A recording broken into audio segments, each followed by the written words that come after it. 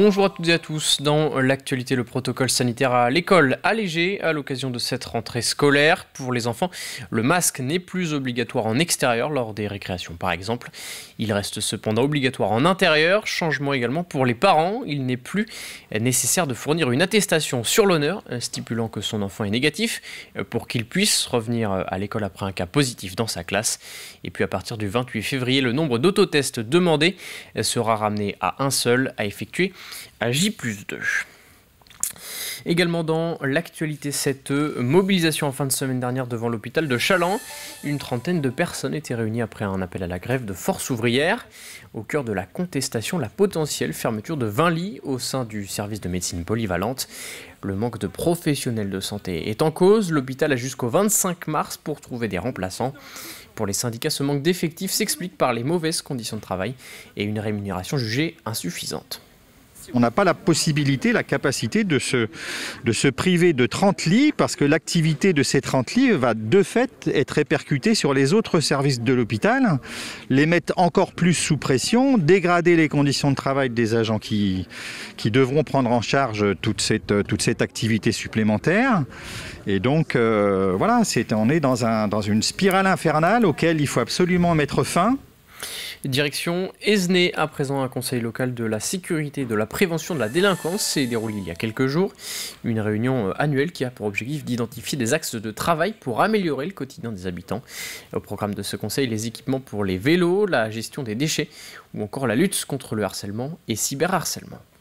Il y a des thématiques de prévention de la délinquance, il y a des thématiques aussi d'action de stage de responsabilisation en termes de prévention de la délinquance à l'égard des mineurs qui sont mises en place par la mairie.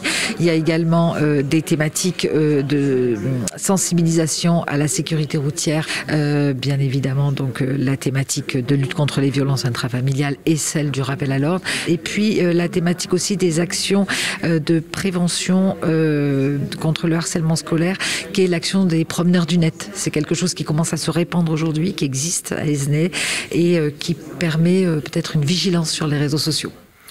Partons désormais à la rencontre de Carole Lyotard et Davis Bacle. Ces créateurs de bougies ont installé leur atelier depuis quelques mois en Vendée. Grâce à des bougies caricaturales qui ont fait le tour des réseaux sociaux, notamment avec leur série Sympathique, ce couple a réussi à se sauver de la faillite et connaît maintenant le succès. Cyril Guillet est allé à leur rencontre. Donc là, en fait, on met des paillettes dans la vie des gens. Suite à un accident de travail, Carole Lyotard a décidé de tourner la page et de se lancer dans la fabrication de bougies. Une envie qu'elle mûrissait depuis longtemps déjà. Ça faisait 10 ans que j'avais en tête que ça serait peut-être pas mal de faire des bougies tatouées. Parce que voilà, la passion du tatouage et la passion de travailler de ses mains. Très vite, David, son compagnon, l'a rejoint dans cette aventure. À l'époque, ils ont pignon sur rue à La Ciotat et leurs bougies se vendent plutôt bien. Mais le Covid est passé par là. La veille où on a créé Saint-Raoult, en fait, on se disait, ça y est, c'est fini pour nous. Il faut prendre une décision, on perd trop d'argent. Et on s'est dit, bon, on va pas se laisser abattre. On avait fait des blagues sur Internet déjà, au tout début du confinement, quand il y avait les bagarres dans les supermarchés pour le papier toilette et pour les pâtes et tout ça. Et ensuite est arrivé le professeur Raoult. Et dans la logique des choses, on s'est dit, bah, tiens, on va le caricaturer en 5 comme on fait déjà, en sympathique. Puis la blague a pris tout de suite, en fait. C'est donc cette bougie à l'effigie du docteur Raoult qui va les propulser sur le devant de la scène. L'image fait le tour des réseaux sociaux et la presse s'en empare. Un soir, on était devant la télévision, devant l'émission Quotidien. Et là, Alison Wheeler, avec Yann Barthès, fait une chronique sur notre bougie. Tout a fumé de partout, le téléphone qui s'est mis à sonner de tous les côtés, les commandes qui ont commencé à fuser, et là on s'est dit oh là là, qu'est-ce qui se passe? Et c'est là que tout a changé en fait pour nous. Ce qui n'était qu'une blague dans un premier temps leur a permis de rebondir. Ils profitent alors de ce contexte favorable pour déménager et s'installer en Vendée. On envoie une candidature à Stéphane Plaza. C'est pareil, au moment où on envoie la candidature, Stéphane Plaza cherchait des personnalités un peu différentes, on va dire un peu comme nous, rock'n'roll pour son émission. Et on a été pris. Et c'est là que tout s'est enchaîné, c'est comme ça qu'on a atterri en Vendée. Ce second coup de projecteur aura une nouvelle fois un véritable impact sur leur carnet de commandes. Et même s'ils proposent une trentaine de bougies différentes, la série des Sympathiques a marqué les esprits. Le tout premier qu'on a fait ensemble, c'est Alain Chabat. Et du coup, on s'est dit, oh, tiens, ça plaît, ça plaît un peu aux people.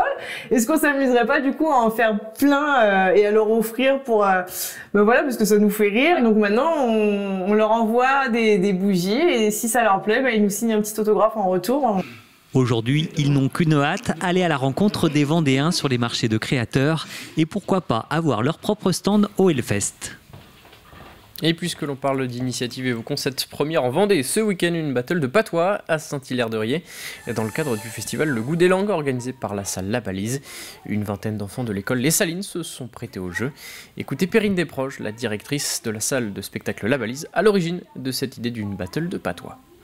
Du côté de ma mère, justement, je viens de Châlons-Saint-Gilles et en arrivant ici, je me suis rendu compte que je n'avais j'avais 3-4 mots, mais aucune connaissance, on ne m'avait absolument pas transmis cette langue. Donc c'est un peu une revanche en fait. C'est vraiment l'envie de transmettre ce que moi je n'ai pas à des petits parce que c'est une histoire aussi de lien intergénérationnel et moi j'ai toujours aimé aller collecter des histoires auprès de mes anciens.